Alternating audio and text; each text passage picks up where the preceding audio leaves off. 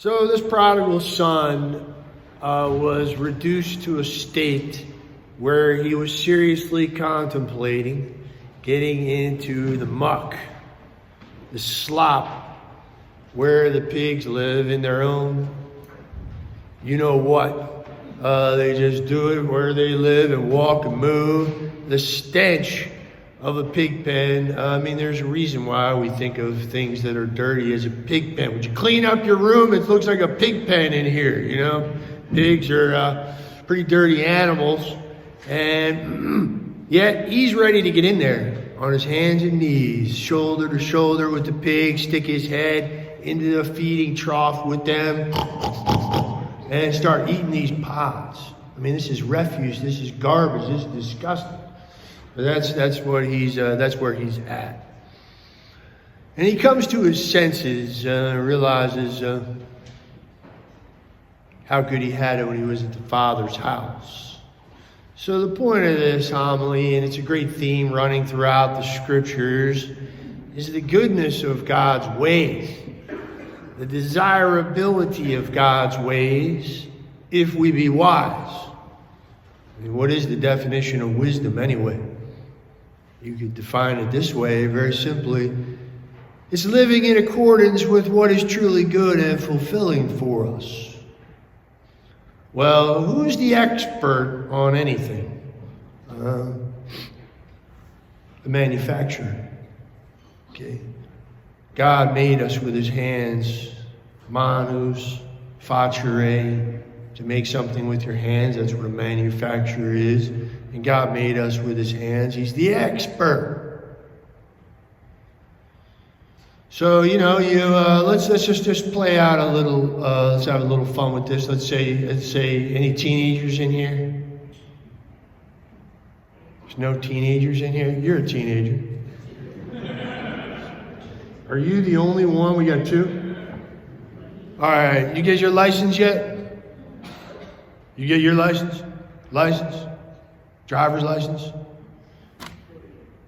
No driver's license. All right, well, you will. Still relevant.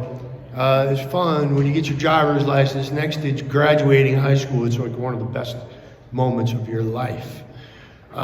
Huge. So let's say you got your driver's license. You're the kids that get their driver's license first in high school. They're like the really cool kids. And then they get the family car. And then they're all proud walking down the hallway of the high school, throwing their keys up in the air. And everybody wants to get a ride with them and everything, So let's say you're one of those kids. You got your license, and let's say school's getting ready to start in the fall. And you go to the mall with your friends to buy some clothes to get ready for school. And, you're about to leave the mall, but you see there's this display by the entrance with this great big Hummer H4 or whatever the heck, okay, and up on display, and there's a raffle, and it costs $5, and you're like, I got $5 left. What the heck? You tell your friends, can you guys hang on a second? I want to do this. You put the $5 down. Fill out the card, forget about it. A week later, you get a phone call, you find out you won that Hummer with the chrome exterior package and double sunroofs and super whoopers or whatever they call subwoofers. And whoop, whoop, whoop, whoop. And you're all excited, and you're going to be driving this thing to school. First day of school, you can't believe it. Everybody wants a ride. First day of school. You're all excited. They're all hanging out in the sunroof, pulling in the parking lot. And you're just living on cloud nine. So you hear this little bing. You see a light on the dashboard. Fuel low. Okay. And you're pulling in the gas station, and you're like, all right, I got to get some fuel, I guess.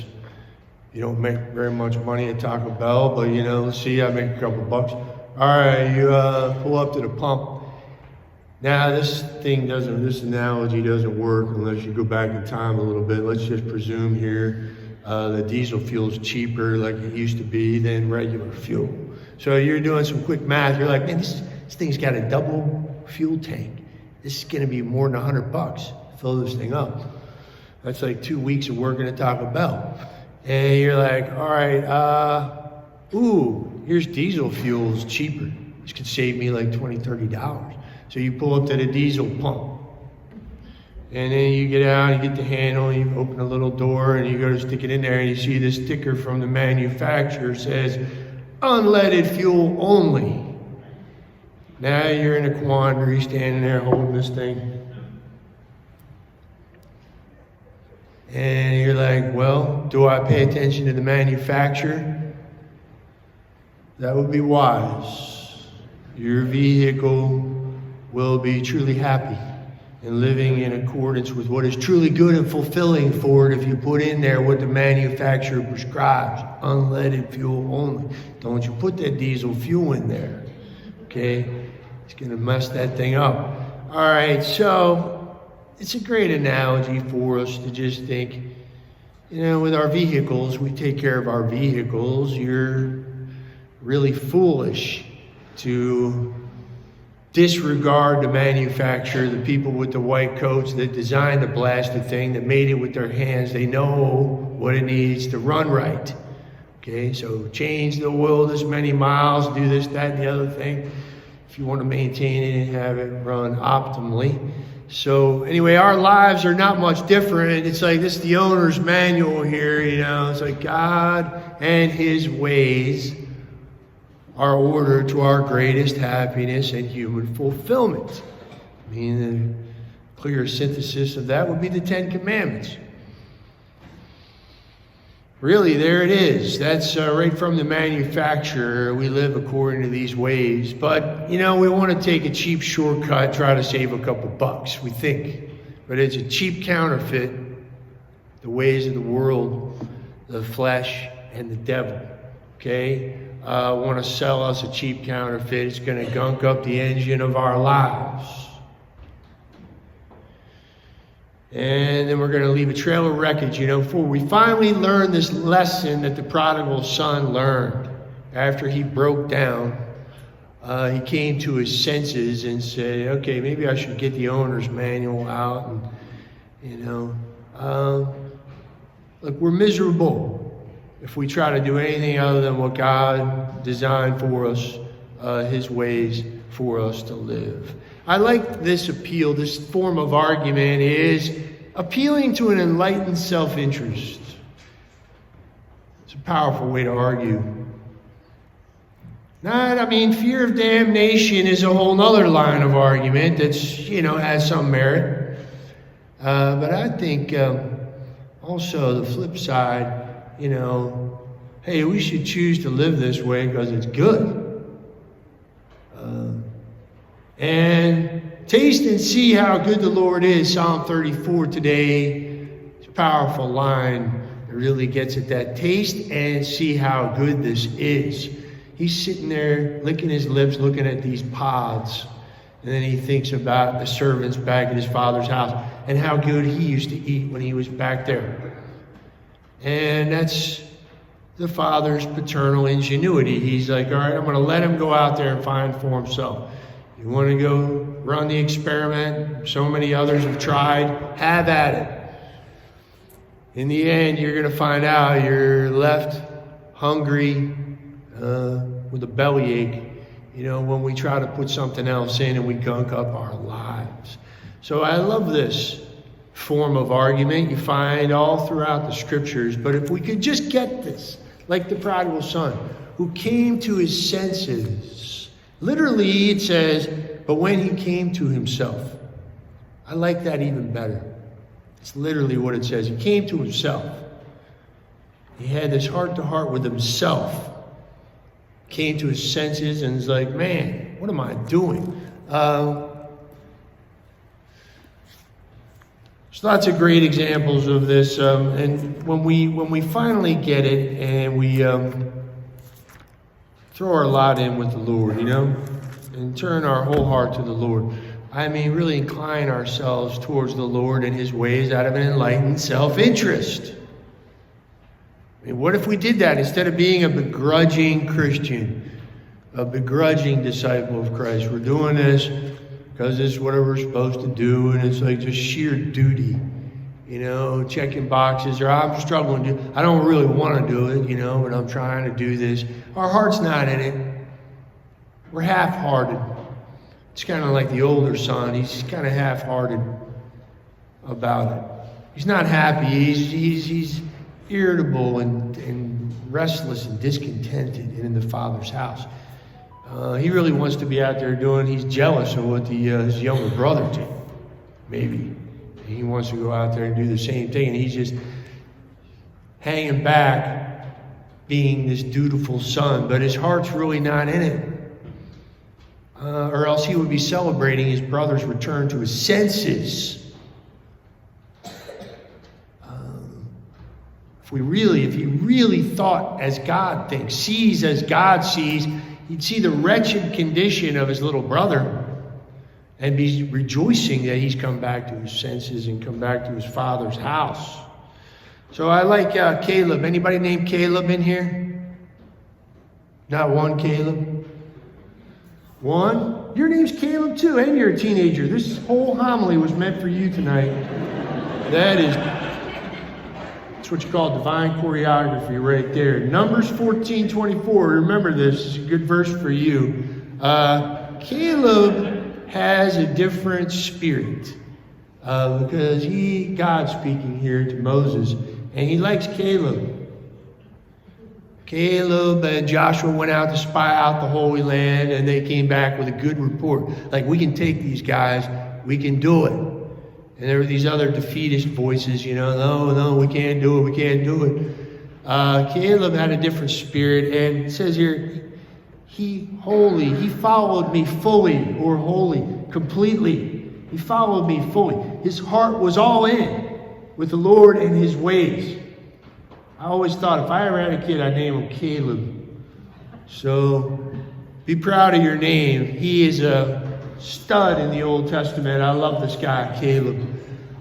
He and Joshua, they weren't afraid, and their hearts were all in. It's a great expression here, and I want to just point out another good one here. Psalm 119. I love this expression of running in the way of thy commandments. I will run in the way of thy commandments when thou enlargest my heart. That's kind of what's happened to the prodigal son here. He's had a life-changing experience through this whole thing, and now he's ready. He sees how good God's ways are. Taste and see how good the Lord is. Like, he's now hungering for real food. And the Heavenly Father, he lets us get to this point and learn this lesson for ourselves till we return. And our understanding is enlarged. Out of an enlightened self-interest, we begin running, not just shuffling along resentfully and begrudgingly, in the way, following the way. But actually running, can you imagine when you put your whole heart into something and you're fully inclined towards the Lord and his ways? Renouncing evil.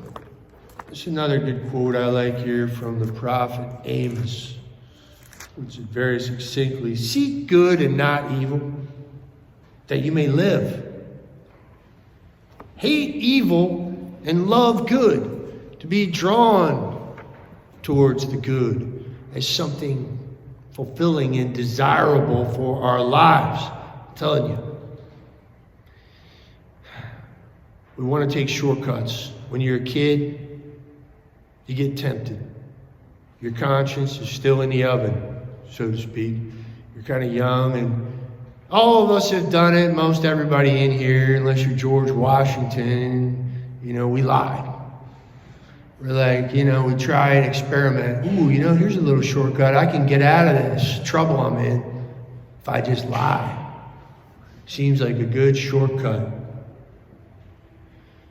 Or, we want to get something we want, or we want to get out of something. So lying, cheating, stealing, they're all the same. It's like this shortcut presents itself, and you're like, ooh, this could be a quick and easy way to, I didn't study for this exam, so I'm just going to get my buddies look off his paper or whatever. We try these things. Just notice what happens. Kids find out when you do it. You're like, leaves an aftertaste in your mouth.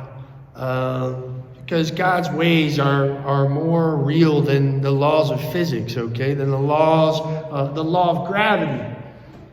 Good luck defying the law of gravity. It's like, look, okay, these laws, the Ten Commandments, they're inscribed in the universe. In any possible universe that you can imagine, these 10 laws are words of God, this Decalogue, these apply anywhere and always. They're eternal and they flow from the mind of God. They are inscribed indelibly in reality. They are unchanging divine law. Our Lord can easily suspend the laws of physics if he wants to and walk on water or do whatever he wants. Change water into wine. Easy peasy. Okay, but these laws cannot be changed or altered in any way. They're more real than the laws of physics. And when we find out experimenting, we try that apple, and we're like, it looks so good and shiny and spiffy hanging there. Ooh, so delectable, delight to the eyes. And we find out as we go on, it leaves an aftertaste in my mouth and makes me feel nauseous. It causes harm to me and to others around me. And we finally learn, hopefully, as we mature and season in life, just how good and desirable God and his ways truly are. We begin to trust the manufacturer.